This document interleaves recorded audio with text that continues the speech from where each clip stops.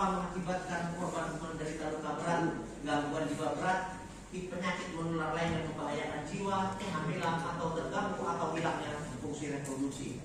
Menimbang bahwa oleh karena itu dengan mengambil alih pertimbangan majelis hakim dalam dakwaan satu pertama tersebut, majelis hakim mendapati bahwa perbuatan terdakwa tidak pula terbukti secara sah dan meyakinkan dalam dakwaan tersebut. Karena sebagaimana telah dipertimbangkan di atas, tidak ada keterkaitan terdakwa terhadap apa yang dialami oleh anak binaan berdasarkan persesuaian keterangan saksi-saksi yang merupakan anak binaan.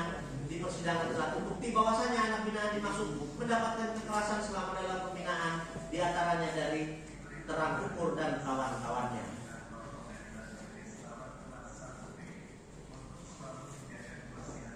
Menimbang bahwa perbuatan dimaksud berdasarkan fakta di persidangan dilakukan oleh terang ukur dan kawan-kawannya yang dari akibat pemukulan tersebut, majelis hakim akan mempertimbangkan dakwaan alternatif kumulatif kombinasi kedua pertama melanggar pasal 2 ayat 2 junto pasal 7 ayat 2 junto pasal 11 Undang-Undang Nomor 21 tahun 2007 tentang pemberantasan tindak pidana perdagangan orang yang unsurnya setiap orang yang merencanakan atau melakukan permufakatan jahat untuk melakukan perekrutan, pengangkutan, penampungan, pengiriman, pemindahan atau penerimaan seseorang dengan ancaman kekerasan, penggunaan kekerasan, penculikan, penyekapan, pemalsuan, penipuan, penyalahgunaan kekuasaan atau posisi rentan penjeratan hutang atau memberi bayaran atau manfaat walaupun memperoleh persetujuan dari orang yang memegang kendali atas orang lain untuk tujuan mengeksploitasi orang tersebut di wilayah negara Republik Indonesia yang mengakibatkan orang tereksploitasi mengakibatkan matinya korban.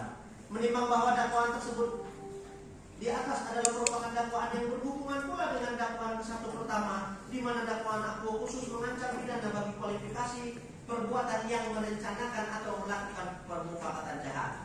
Menimbang bahwa oleh karena itu dengan mengambil alih pertimbangan majelis hakim dalam dakwaan yang berhubungan pula dengan dakwaan kedua, di mana dakwaan akuo khusus mengancam pidana bagi kualifikasi perbuatan yang merencanakan atau melakukan permufakatan jahat. Bahwa oleh karena itu dengan mengambil alih pertimbangan majelis hakim dalam dakwaan kedua terhadap apa yang dialami oleh anak binaan berdasarkan persesuaian keterangan saksi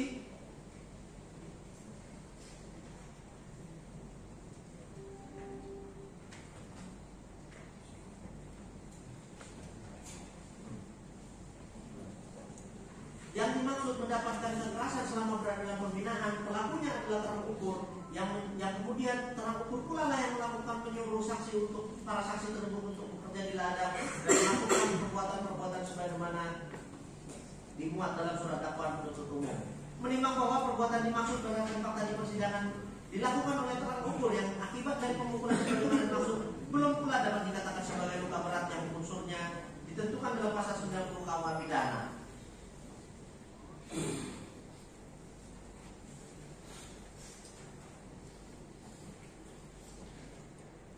Atau dan lagi pula unsur merencanakan atau melakukan permufakatan jahat yang keduanya pada dasarnya menekankan kepada adanya kerjasama dan kesamaan kehendak ataupun kesadaran yang tidak dapat di pasal 8 angka 16 yang menyebutkan dalam hal hakim memutus bebas atau lepas dari tuntutan hukum permohonan restitusi dinyatakan tidak dapat diterima, maka berdasarkan hal dimaksud majelis hakim menyatakan permohonan restitusi tidak dapat diterima.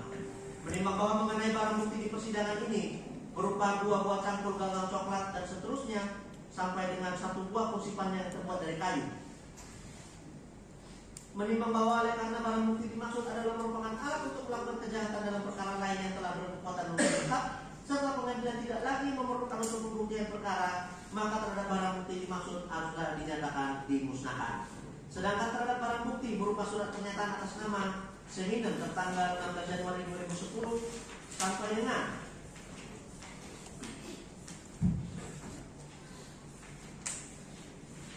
untuk melakukan kejahatan, sehingga segala bentuk aset kekayaan yang terkait dengan PT DRP merupakan objek yang sah untuk disita dan dirampas oleh negara karena keterkaitannya secara langsung dengan tindak pidana.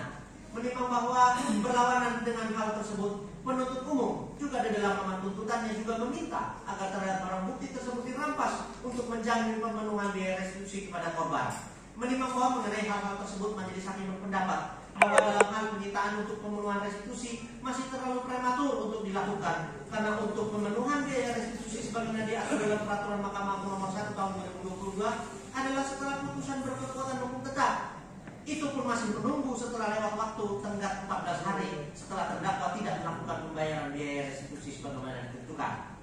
Bahwa oleh karena terdakwa dalam perkara ini sudah dinyatakan dibebaskan dari segala dakwaan penuntut umum, maka terdakwa tidaklah dibebankan untuk membayar biaya restitusi. Dan lebih lanjut, majelis hakim berpendapat bahwa terhadap barang bukti tersebut harus dipandang sebagai lokus delikti atau tempat terjadi kejahatan yang bukan dilakukan oleh terdakwa, sehingga adalah adil dan patut untuk barang bukti dimaksud segera dikembalikan kepada pencipta.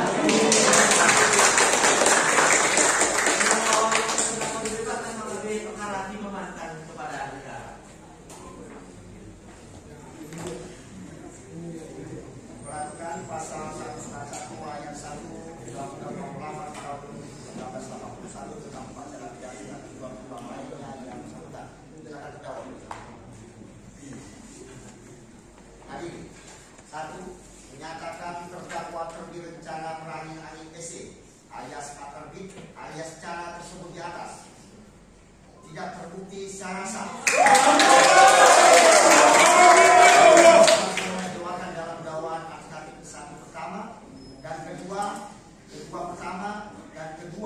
Ketiga, keempat, kelima, dan keenam. 2. Bebaskan terdakwa. Oleh karena itu, dari semua dakwaan penuntut umum. 3. Memulihkan hak-hak terdakwa dalam kemampuan, kedudukan, dan harkat serta martabatnya. 4. Menyatakan permohonan restitusi tidak dapat diterima. 5. Menetapkan barang bukti berupa 2 buah cangkol gagang coklat sampai dengan 1 buah kursi panjang yang terbuat dari kayu dimusnahkan, dan barang bukti berupa surat pernyataan atas nama sebidang tertanggal 16 Januari 2010 sampai dengan barang bukti berupa surat pernyataan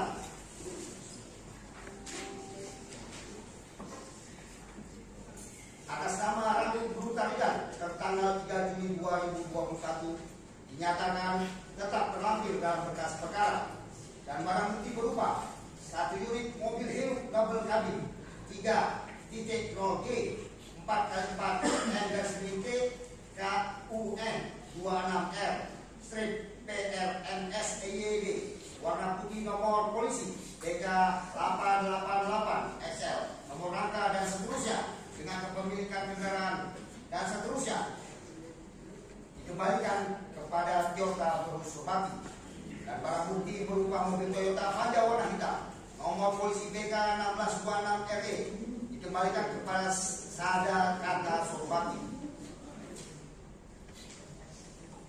dan barang bukti berupa tanah dan bangunan pabrik setempat, tanah dan bangunan pabrik kelapa sawit PT Dewa Rencana Perangin Angin yang beralamat di Dusun 3 Karmomiga Raja Tengah Jahe Desa Raja Tengah Kecamatan Kuala Kabupaten Langkat dikembalikan segera kepada terdakwa. 6. Dikembalikan secara kepada terdakwa.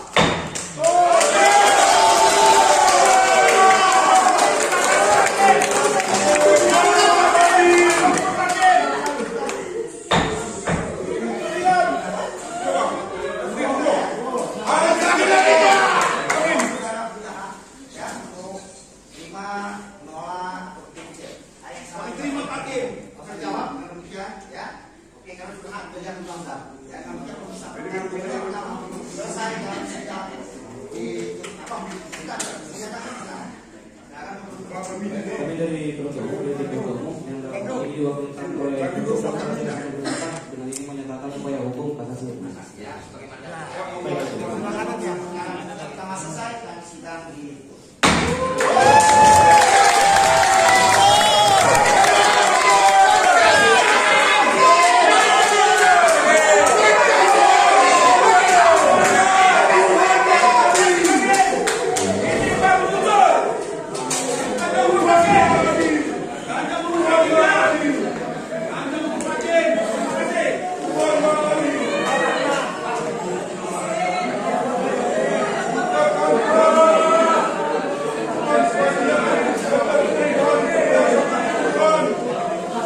wacana. Kenapa fokusnya dia? Wacana.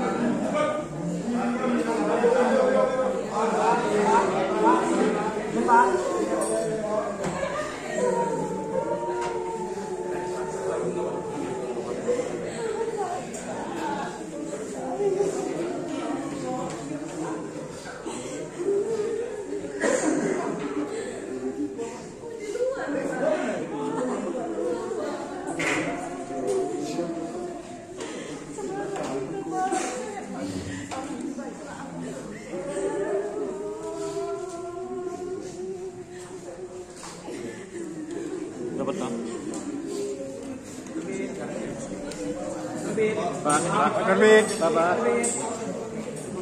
Perasaannya gimana Pak? Gimana perasaan Pak? Perasaannya gimana Pak? Atas putusan ini bagaimana Pak? Ya, kita lihat karena majelis hakim. Terima kasih juga kepada majelis hakim yang memberikan putusan bebas kepada saya karena itu memang fakta persidangan sebenarnya itu semua. Makanya terima kasih kita ucapkan kepada pengadilan Stabat yang masih murni yang untuk menjalankan tugasnya pada hari ini. Itu aja yang saya sampaikan. Terima kasih kepada media semua. Terima kasih. Allahumma adil.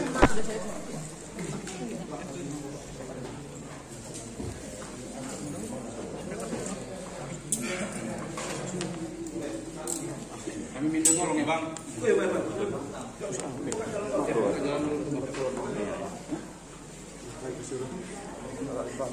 Makasih semua ya.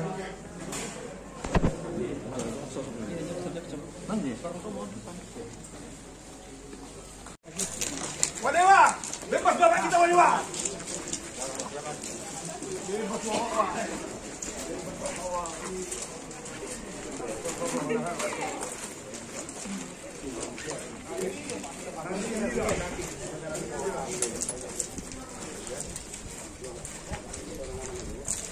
Pancasila! Tuhan berangkat ya Allah! Amin!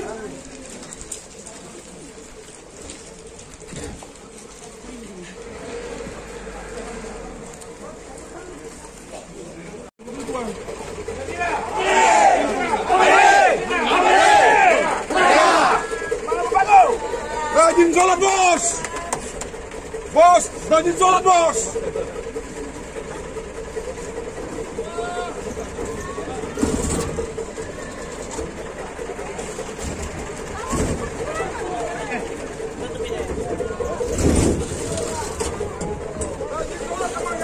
Rajin sholat mah, ya? Rajin sholat mah.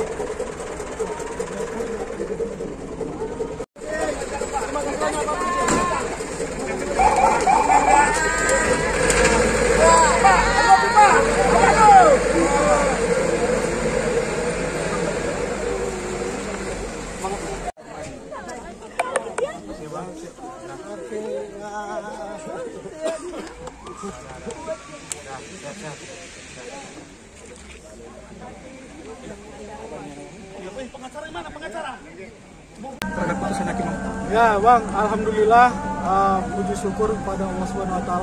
Hari ini kita berhasil mendapatkan keadilan. Hari ini keadilan itu nyata. Hari ini keadilan itu kita peroleh di Pengadilan Negeri Stabat. Ya, hari ini Bapak Terbit Rencana Perangin-Angin dinyatakan bebas demi hukum. Hari ini kita meminta kepada Bapak Presiden Jokowi untuk menetapkan Hari Keadilan Nasional. Kenapa? Hari ini kita melihat ada dua keadilan yang terjadi. Ya, hari ini di Langkat dan juga yang ada di Bandung. Oke, Bang, kalau ada jaksa melakukan upaya banding Bang, gimana Bang? Ya, tadi memang jaksa sudah menyatakan sikap di persidangan bahwa mereka akan melakukan upaya hukum kasasi dan kita akan siap untuk menghadapinya. Dan kami juga tetap yakin bahwa keadilan tetap akan berada pada terdakwa ataupun klien kita.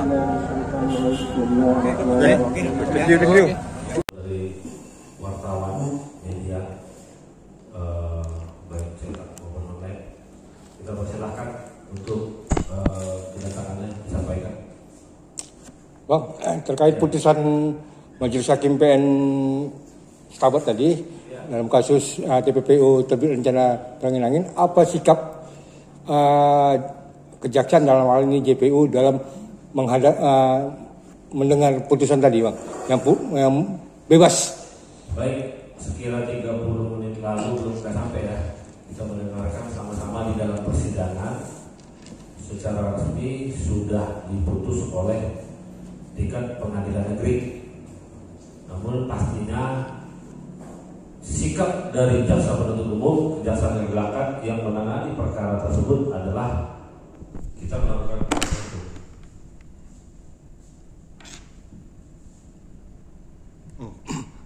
Upaya hukum dalam tadi disebutkan JPU langsung kasasi. Kenapa tidak melalui proses tahapan seperti banding kemudian kasasi? Oh tidak, jadi mohon dipahami, dipahami bahwasanya SOP daripada putusan bebas, jaksa penuntut umum langsung melakukan kasasi. Cukup ya? Bang, ini kan berkaitan dengan perkara yang sebelumnya tuh yang Dewa Perangin Angin dan kawan-kawan. Itu kan hakim memutuskan 1 tahun 6 bulan. Di sini kenapa dia bebas? Apa beda ya dakwaannya ya, Bang? Mungkin yang saya lihat kan di perkara sebelumnya dakwaan 351 kalau nggak salah atau 170. Nah ini kan TPPU-nya, berarti artinya TPPU ini yang di dalam dakwaan jaksa terdakwa lebih rencana ini melakukan memfasilitasi tempat itu atau bagaimana ya, Bang? Jadi gini, untuk persoalan itu subjek antara yang disebut tadi itu kan namanya berbeda-beda, orangnya berbeda-beda, subjeknya beda, dan sudah pasti perannya berbeda. Nah, untuk materi yang dimaksud itu memang sudah dibuat oleh jaksa penuntut umum secara proporsional dan profesional. Jadi itu sudah pasti hal yang berbeda, perannya pun berbeda-beda. Jadi artinya yang dakwaan hari ini terdakwa terlebih rencana sebagai fasilitator gitu ya di dakwaan jaksa. Iya, betul. Penyedia tempat.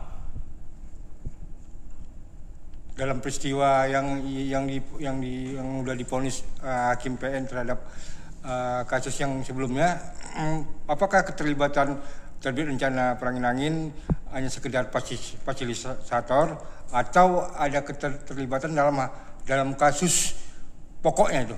Jadi gini Pak, kalau kami mengulang dan menjawab lagi itu tadi sudah ada inti jawaban. Tadi sudah saya jawab. Nah, terus kemudian kalau melebar lagi kita ke belakang, ini bukan fakta persidangan kan? Artinya ini bukan persidangan. Jadi kalau soal pertanyaan tadi kayaknya 2 poin itu sudah. Karena kenapa timbul pertanyaan ini, Bang? Mohon izin. Tadi kasus sebelumnya juga merupakan rujukan dari hakim dalam mengambil putusan tadi. Ada beberapa kasus si anaknya dengan yang satu lagi dipidekan oleh hakim tadi. Iya, makanya kalau Bapak cerita itu, mohon izin saya sampaikan sekali lagi, itu sudah mengandung, kalau sudah masuk ke dan mengandung ke materi.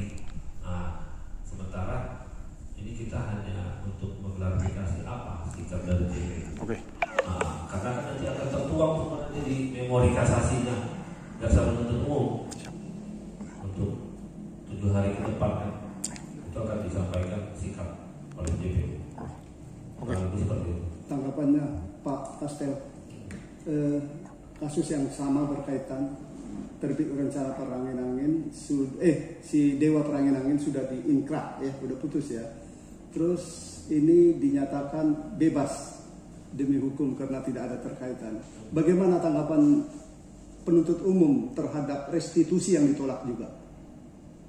Itu saya tidak bisa tanggapi itu karena tadi persoalannya ke sini tadi kita mau bertanya tentang apa upaya apa sikap gitu loh. Nah, kalau kita udah ke materi lagi, itu udah ada di dalam persidangan kan, kan sudah disampaikan setiap hari, setiap minggu bersama-sama.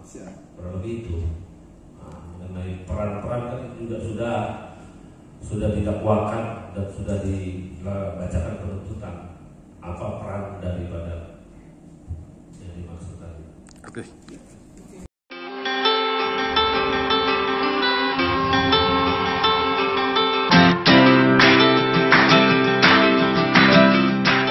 Terima kasih kami kepada Anda pembaca setia halkahalki.com. Tanpa dukungan Anda kami tak berarti apapun. Tetaplah jadi pembaca setia kami.